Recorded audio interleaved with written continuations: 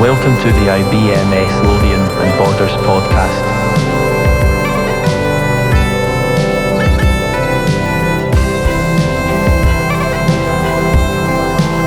Is there enough bagpipe in that?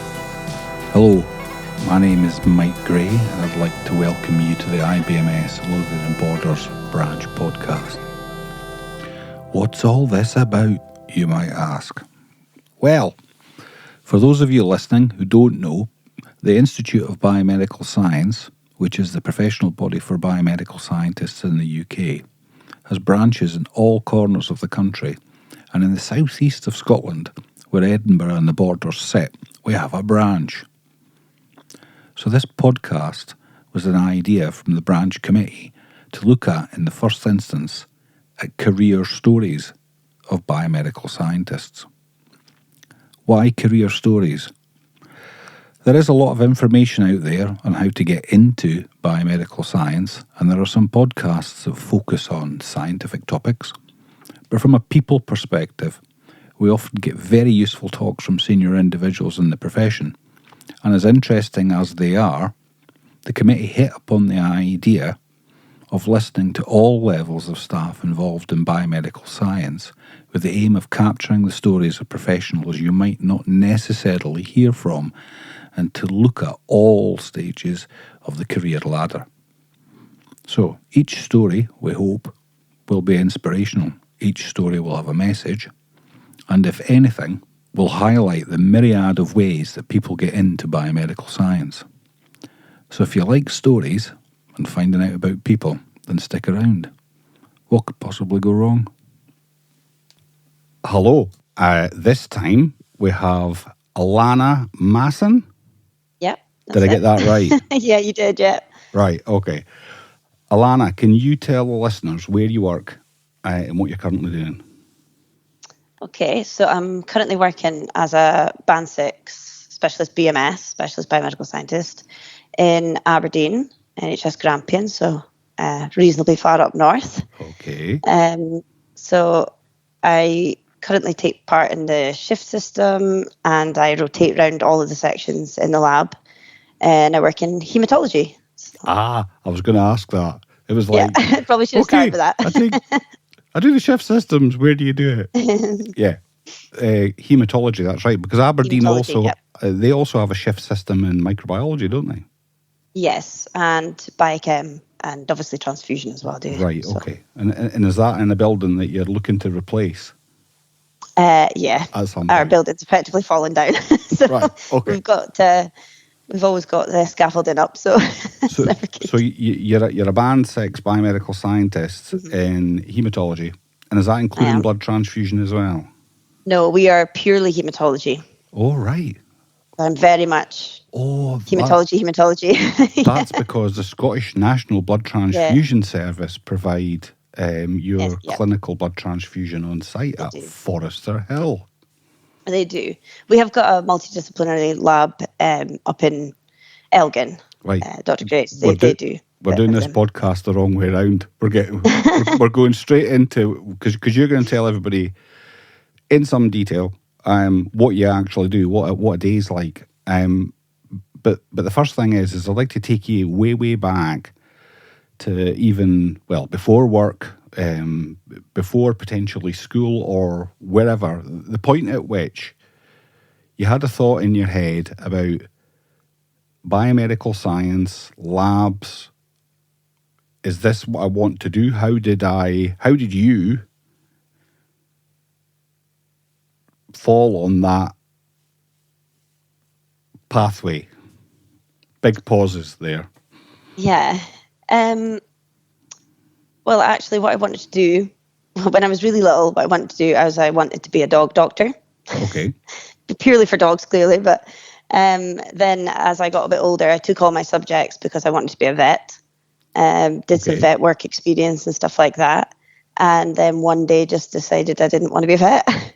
But I was already must have been in fifth year at school or something at that point.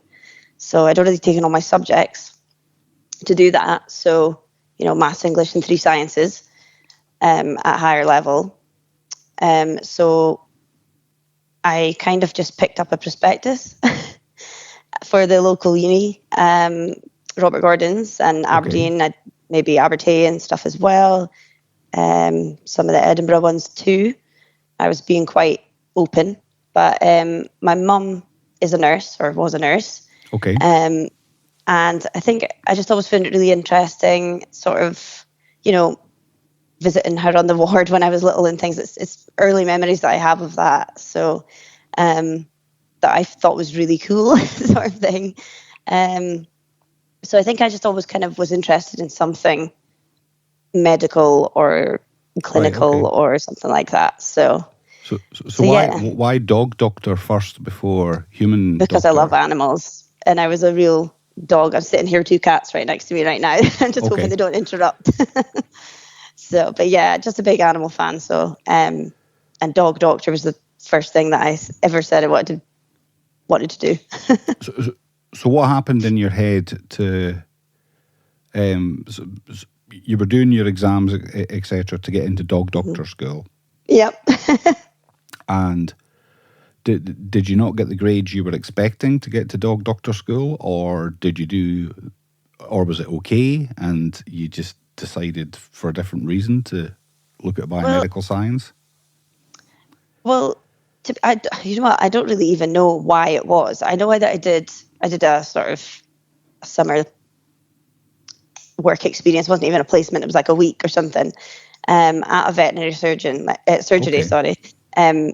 in my local area. And I really enjoyed it. But then the more I thought about having to maybe euthanize an animal, the more it put me off. Right, okay. And I'd spoken to my mum about nursing, and she was like, "Oh, it's not what it used to be, what everybody says." And she said, "I really don't think you would cope well with people being really sick, because I'm very empathetic." So I just kind of picked up the prospectus and started flicking through. And I've always been a bit of a nut for watching the sort of forensic programs and stuff. So I first started looking at forensics, and I went to some open days, and off the back of that realized that a lot of it was centralized and it was really difficult to get jobs and stuff. So I kind of broadened my horizons for what I was looking at, and came across the biomedical science course. And I thought, I loved science at school. I really liked maths. I wasn't a big fan of English. I did quite well in all my exams anyway, but I remember particularly being really disappointed at getting a C in biology. Ooh. Because I know I was absolutely devastated. I was like a couple marks off a B, but I just hadn't revised anything to do with plants because I just wasn't interested. I can still barely keep a plant alive now. But I'd already taken advanced higher biology, and I decided, no, I'm really annoyed at this. They gave me the choice. They said, your work's good, so it's up to you what you want to do. Right, okay. And I decided to drop it and change to higher human biology, for which I absolutely loved it. And I got like 96% in the exam or something like that. So clearly my true calling was down the human anatomy sort of route, or pathology. So, yeah. Not much photosynthesis in humans. No, I wasn't interested in that. So, yeah, but I applied for a few unis. Applied for a few unis. I think I got like a conditional for Aberdeen and unconditional for Abertay and RGU. So I'd gotten the grades, so I was happy enough. But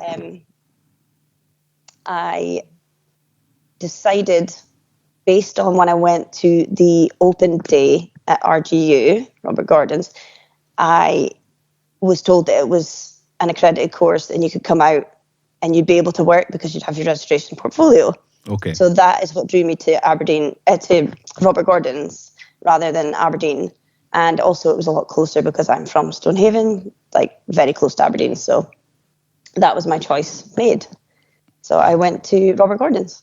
Right. And I did the kind of the sort of traditional route. Yeah. So that was the accredited course at Robert Gordon's. Right. Okay. Yes. And is that what they call a coterminous degree, where you got to the end and you had a placement? Yeah. So we had placement. It's changed a little bit now because there's now 2 courses. They do similar modules as far as I'm aware, but some people get placement and some people don't. When I did it, we all got placement. So we got 6 weeks. I think Lena was talking about this in hers. We did 6 weeks in second year, a week in each discipline. And then you got choices for third year for 6 to 7 weeks in each. The seventh week was kind of tidy up week at that point, and I think it's pretty much 6 weeks now. Because we still run those placements with me working in the lab now. But that's kind of when my interest in hematology started. In second year was when I'd been enjoying my modules so far, but second year was really when I thought, oh, actually, this is really cool. I want to do this. I'm finding this really interesting. I loved placement. And third year, I did 6 weeks in hematology in Edinburgh and 6 weeks in immunology in Aberdeen. So I also started in third year, I started working in the evenings in hematology lab as a biomedical support worker.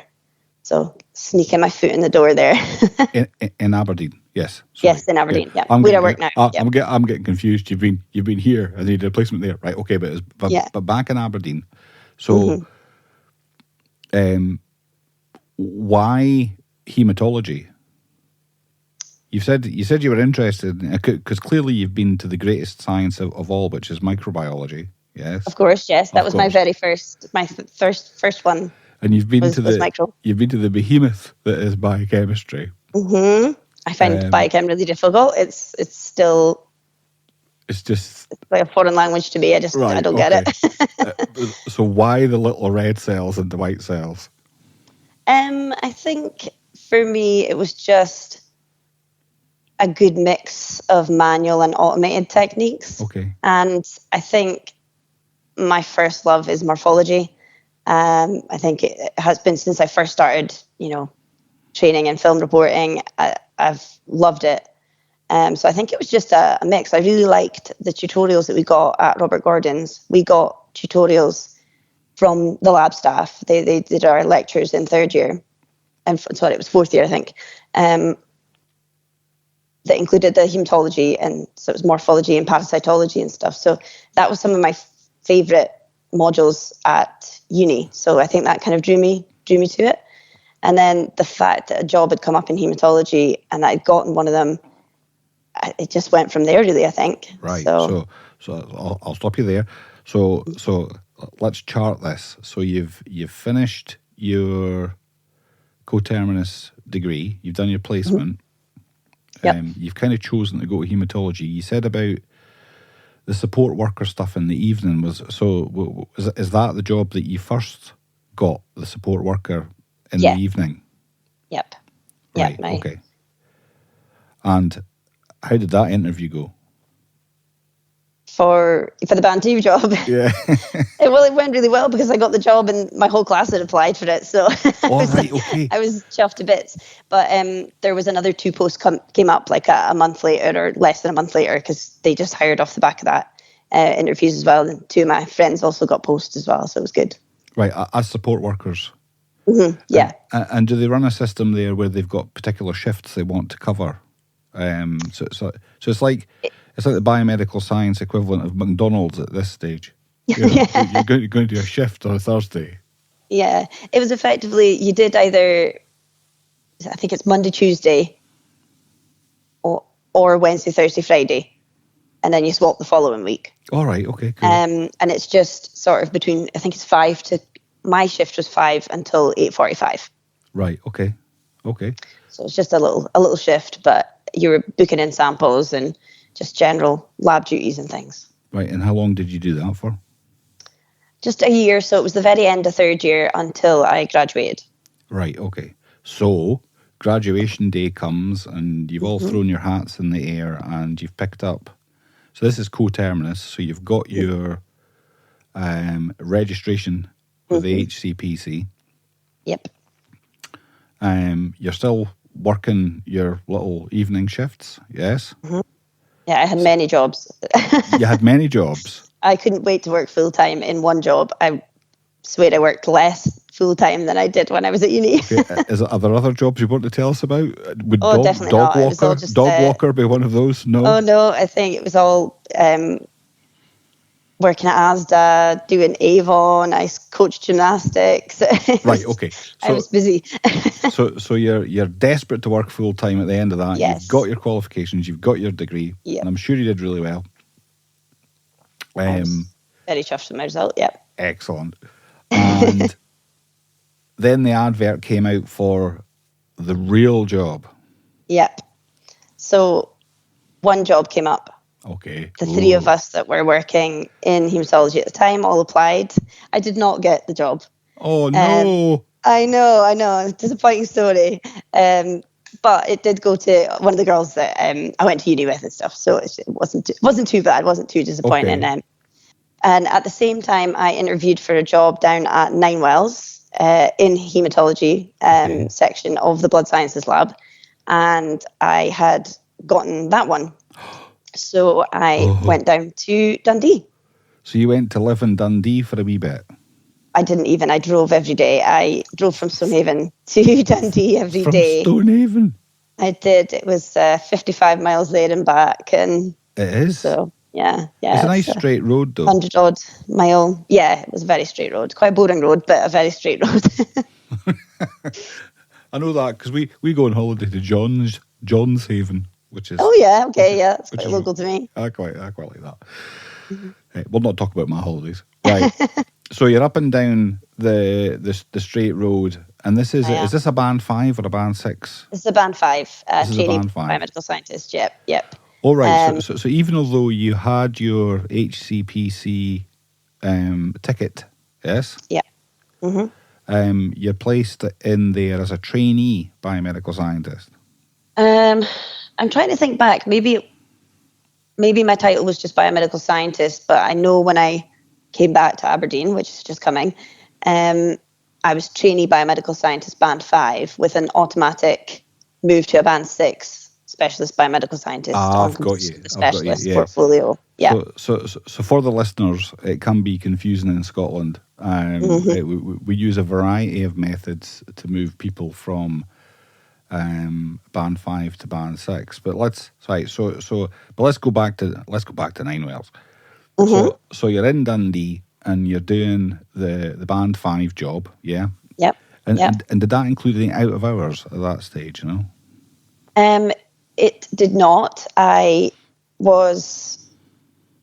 think I was 9 to 5. Was it 9 to 5? I think so. Monday to Friday. I did do the odd Saturday morning, I think, to memory. God, we're speaking quite a few years ago now, 12 years ago or something. So, I think I did some mornings. I might have done some back shifts as well, but I hadn't gone on the on-call rota, the overnight rota yet. I was just a way to go onto it. So I'd just been sort of signed off for blood films and things like that, ready for my out of hours. And I got a phone call from my old boss up in Aberdeen. Are you coming home? I said, oh, yeah, I'd quite like to come home. Don't get me wrong, I absolutely loved Ninewells and I got absolutely amazing training and everyone was great. It was just a lot easier for me to be in Aberdeen, and I obviously had made great friends with the team there as well. So it was, I was ready to go home. So I did. Okay. So it was exactly a year I was in Ninewells. Right, okay. And of course, Ninewells would be devastated that you'd now been headhunted by Aberdeen, yes? Yes, yeah. Sorry about that. Sorry, guys. I know, I did feel bad. Yeah. I mean, I understand that. I mean, I know from bitter experience, it takes half an hour to get through Aberdeen through roundabouts. Yeah. So depending on where you live, travelling's not great, is it? Yeah. It was actually, it used to take me the same amount of time to drive to Ninewells from Stonehaven as it did to get from Stonehaven to Aberdeen Royal Infirmary. Right, yeah. And it's only 18 miles, so it was, absolutely. But the same amount of time. Much better nowadays, so. Cool. So, so this is where you start in a band 5 job back in Aberdeen. Yeah. And at that stage, it's you mentioned that there's a bit here about being able to do your specialist portfolio. Yep. And was that an automatic expectation when you turned up? They said, yes, we're hiring you for this specialist role, we will help you through that process. Yes. Yes. Yeah.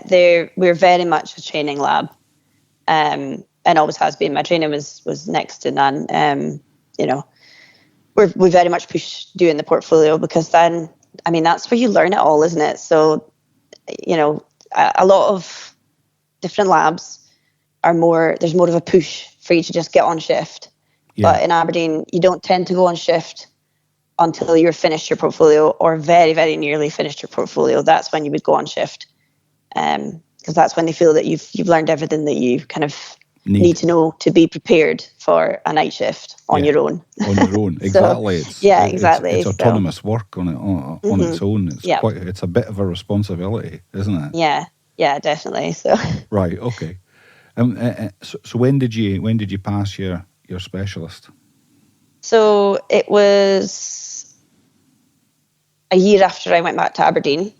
Okay. So I had started my portfolio in Dundee, but basically had to scrap it when I started in Aberdeen, because we did written questions as our assessment in Dundee, and it's oral questioning in Aberdeen. Okay. Which I think actually was really good, because it kind of prepares you for being questioned on the tour. Yeah. And then you have to know it, don't you? You can't just... I felt when I was maybe writing them out, I was kind of just reading things out of a book and answering it. I don't retain it the same. In Aberdeen, do they question you in an Aberdonian accent? It depends who's asking you. That's a brilliant accent. For the listener, that includes the word fit. So fit. Well, I can't even. I wouldn't even go near the dialect. I'm from the borders, so what do I know? Yeah. Okay. So you did your specialist, and then you went on call. Well, is it on call or is it shifts? Shifts in Aberdeen. Shifts in we Aberdeen. do say I'm just off nights, so I'm resting at the moment after a night shift. I was on Friday, Saturday, Sunday night. So. Oh. Yeah, back to work on Thursday. So. How do you get on with the shifts? How do they work with you? If you were telling somebody out there about work in the NHS, how do you like shifts? I don't actually mind it, to be honest. When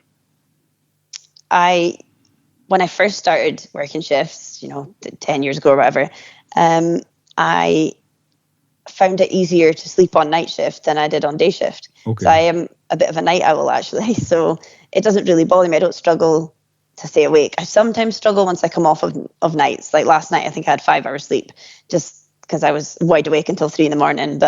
And when I'm actually on shift, I don't mind, because you're busy, you're on your own, you've got things to do, you know what you're doing, you know where everything is. So you've got a plan in your head, and you just go with it, I suppose. Yeah, absolutely. It's not for everyone, for sure, but and I don't know if I could do it forever, but I feel like maybe there should be like a cut-off age. Once you reach a certain age, you can voluntarily give up shifts. That would be the dream. Yeah. Are they long shifts in Aberdeen? Are they 12-hour shifts? No. When I speak about another place I worked, it was 12-hour shifts there. But in Aberdeen, it is 10 p.m. until 8 a.m. Or at the weekend until you're on till 8:30. Right. Okay. So it's not quite so long. Right. Okay. So does that take us career-wise all the way up to where you are now? It does not. No. Right. I knew there would be a bend in the road. Of course. Right, go on then. I like a bit of change. So as I was finishing my specialist portfolio, a couple of months before I did my assessment, I started my master's. Just because why not? Glutton for punishment. Why not? So I did my master's, Open Uni, Ulster University. I'm trying to think when I would have graduated from that, 2017 or something like that. And I worked in Aberdeen as a Band 6 specialist, rotating through all the sections until 2020. Okay. When I fancied a bit of a change. A bit of a change in scenery. I'd never lived anywhere else apart from Stonehaven and Aberdeen. You're killing me with the suspense. The suspense, yeah. So I applied for 2 senior posts. One was back in Tayside. Okay. And that was it was coag and hemolytics, I think, hemoglobinopathies. And the other one was training officer in NHS Highland in Inverness. Okay. At Raigmore. So I went up for a little visit. Now, this is just right before COVID started. So I was allowed to go and visit, but my interview was then ended up being by Teams. That's how on the cusp of COVID it was. Oh, yeah. March so I 2020. Exactly. Yeah, March 2020. And I interviewed for the Inverness one first and got the job. And it was straight away, training has always been one of my first loves as well. I say obviously morphology I love, but training is the other thing that I've always really, really enjoyed. We do a lot of training on site, in all the jobs that I've had. But in Aberdeen, I think that instilled a sort of training ethic in me. Absolutely. We take part in the tutorials for the RGU students. We have STP candidate students, placement students, obviously trainees within our department. Was always really, really into training. So I jumped at the chance to go there. And I loved Inverness. I'd only been like twice before I actually started working there, but it's just such a beautiful place to live and just got great vibes when I went up to the lab. So now I'm up in NHS Highland as a Band 7 team leader / training officer. At this stage? Because there's more, isn't there? There's more, yeah. There's more, right, okay. so let's briefly touch on the training job. Was this just training in haematology? Yes, so it's a blood sciences lab up there. Yeah. But the haematology and the biochemistry sections are separate. So, I was still on shifts and everything as well. And you had your biochemistry person there too, working alongside you. But yeah, so it was training and sort of a bit of everything really, to be honest, which is what I loved about it. I still got to do everything because I still worked in the lab, and I got to do hemoglobinopathies, which I really enjoyed. I got to do morphology, which I really enjoyed. Training on the trainees and some of the BMS staff wanted to do some sort of advanced training as well. So I kind of took that on too with morphology. So it was just a really great mix of things. And I absolutely loved it. I loved that job. Yeah. Really did. You still had to do shifts, though. Still had to do shifts, but it does kind of keep your hand in and you know what's going on and what people are having to deal with on shifts when the analyzers are playing up and things like that. So, yeah. So at this point, you've seen the whole of the north of Scotland, bar Shetland and Orkney, right? Pretty much, yeah. So you're still no bored. Mm-hmm. Well, you are getting bored. You're getting bored now. So then what happened?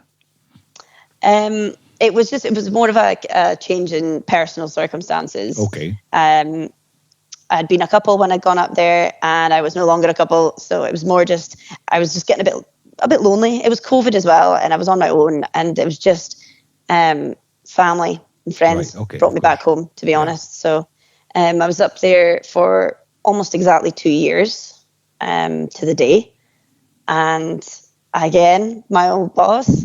I'd been down at I think it was somebody's. It was a retirement or something, I think. And I'd come down for that, and he was whispering in my ear, "Oh well, there's some jobs coming up." So, so here I am. I came back in 2022, back to Aberdeen. Okay. Again. But up in Aberdeen was a 7, yes. Up in Inverness was a 7. Sorry. Up in Inverness, God, now I'm getting confused about where you've been. Yes. Up in Inverness was a 7. Back to Aberdeen as a 6. As a 6, yeah. Which is a slightly unusual thing to do. Yes. But as you say, it was the best thing for me at the time. Yeah, absolutely. And I always, planned on getting back up the ladder. So fingers crossed. Well, I have to say, if I was reading through your CV, and we do hire people occasionally, I'd be going, that's an interesting story. It's nice to have the backup to that story, because folk go, what are you doing it for, Not I've got even everybody's. more things to Sorry. add to that. Right. So Okay. Right. Sorry. Sorry. I thought we'd. Right. Okay. So hang on a second. job wise, we're here. We're Right. here now. Job Okay. wise, Okay. Right. yeah, Sorry. I'll stop talking. Right. So job wise, and there's more. What's the more? yes. So it's actually before I'd gone up to Inverness. My boss was speaking about, I'd been fully funded for my master's degree through NHS Education for Scotland. Yep. Both years. I was very lucky. But they don't fund that sort of money anymore. And sometimes there isn't even funding at all anymore, just the way things are. So rather than paying, I don't know, $5,000 a year or something for a master's, that no one has that money now. It's 300 and odd quid to do your higher specialist diploma. Right. Okay. So we kind of, I'd been chatting to him and he was saying, I kind of would like someone to do it that has done a master's so that they can compare the two. So I put my name forward for that. A couple of colleagues did as well. So I started it and then I left, went up to Inverness. So when I came back, I always had the aim that I was going to complete my higher specialist. So that's what I did. Right. Okay. So did my higher specialist. When did I complete that? 2020, must have been 2023, last year. Okay. And for fun, threw in a CEP in quality management as well at the same time. Why not? Like you do. like you do. I told you I'm glutton for punishment. And I think that kind of takes us to here. Right. Okay. Now. So yeah, you said. I mean, we'll not jinx it by talking about what might be in the future, but there is stuff. There is stuff coming up for you that you're going to look. Hopefully, you're going to look at. Goes. And well, we wish you all the best for that. Changing tack, because that's a fascinating story. See, that's the first one we've spoken to where somebody's went whoop, whoop. Yeah, up like down and across and whatever. And I suppose it does take a while for people to settle on what they actually want to do, and you've got an innate love of training, etc. If you were going to explain what you do to like a 10-year-old, okay, could you? Because I'm leaning on your masterful training skills here. I could certainly try. We do actually take part in the Harvey's Gang tours, so sometimes we do have to, that's brilliant. Yeah, do a little bit of that, which is really, really good fun. It's really nice, really nice to do. So yeah, let's see. So what I do is I look at the cells in the blood, and they can give an idea of an illness or, a disease or something that somebody might have. We can look at them down the microscope, or we can put them through machines and count them, or see how big they are or how small they are. We can decide what kind of cells they are using the machines or looking down the microscope. And we can see how mature or immature they are, or look at different the different cells in detail. So we might look at the red cells and decide if someone has like sickle cell disease or another hemoglobinopathy. We love big words in hematology. All of our morphological terms and things, we do like a big word. So yeah, I rotate. So I do automation, main lab sort of stuff, full blood counts and hematinics, like B12, ferritin, and folate for different types of anemia. And coagulation, so how the blood clots, if you're at risk of bleeding disorder or at risk of thrombosis. Morphology, like I say, looking down the microscope. Cytochemistry, we do malarias in there as well, malaria testing. Little parasites living in the red blood cells. We get to see them down the microscope, so it's quite interesting. We get a reasonable rate in Aberdeen actually as well. So, and flow cytometry, which is one of my other things that I'm really, really into. I like the malignant side of things, so All right, I okay. find it really interesting. So, so yeah, that's looking for specific markers on cells to decide what lineage they want to be. So whether they want to be, we call a myeloid cell or a lymphoid cell, and just diagnosing different leukemias and lymphomas and things like that. So you said you're a glutton for punishment. Taking all of what I've just heard into account, then do you envisage post near events that are likely to come up? Yeah. But beyond that, do you envisage something else for yourself? Is there a bit of clinical science developing there? Is there a bit more super advanced biomedical science? Is there molecular genetics developing Probably there? not the genetic side of stuff. That stuff's complicated. But yeah, quite possibly something like that. And we've got clinical scientists, principal healthcare scientists. So I think probably, yeah, I'd be drawn down that sort of route. Or, you know, again, I still love training. So something, it's either going to be really, really sciencey or training related, probably for my future. Oh, you've got tough choices coming up for you. Yeah, definitely. Right, okay. Well, if you were we're getting to the end. If you were gonna give anybody who hadn't looked at this any advice, so either your younger self or that 10-year-old we've just described hematology to really well, and they were looking at this sort of career, what advice would you give them? That's a question. Well, like I said before, that where it all started for me was placement. So I didn't really have a clue. Even when I'd already done first year and half a second year, I didn't know I didn't know if that's really what I wanted to do. But just pick the things that you're interested in and see if you can align that with your career. That I'm just really lucky, I think. I mean, I see all these people that go to work, have to drag themselves into work. I don't ever not want to go to work. Sometimes when I'm tired on night shift and, you know, the other half sitting down having a glass of wine on a Saturday night and I'm like, oh, I'm way to go work. But really, I never struggle to get out of my bed in the morning for work. I always look forward to work. I love what I do. Yes, some days are really hard and some days are really busy and you're knackered, but I love what I do. So do something you love doing, really. That's good advice. Go and see what it entails. We get lots of people coming for tours of the department and stuff like that. From school children, you know, people who are at uni doing different courses and things. So, if you are actually, you know, maybe looking at more experienced, you know, maybe they've done uni and they've just started as a trainee or they've just done their specialist, keep an eye on the IBMS webpage.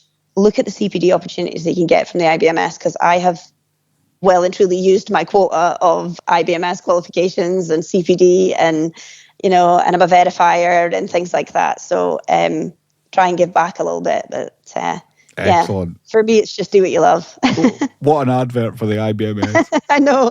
That wasn't planned, I promise. I know. It's just, I know. We do really go for it in our department with using the IBMS. If anybody's listening to this, David Wells, if you're listening to this, we didn't plan that in. Or El Presidente, we didn't plan that in. That's it, yeah. That's fantastic. This has been an absolute pleasure. Thank you very much, Alanna, for telling us your career story to date. To date, yeah. To date. So there's a lot more to come, hopefully. Well, who knows? If we're still doing this and getting through everybody, in a couple of years' time, you can tell me about the next move that you've made. But it's been brilliant. Thanks very much for coming along and sharing that. So, thank you for having me. Thank you. See you, everybody. Bye. Bye.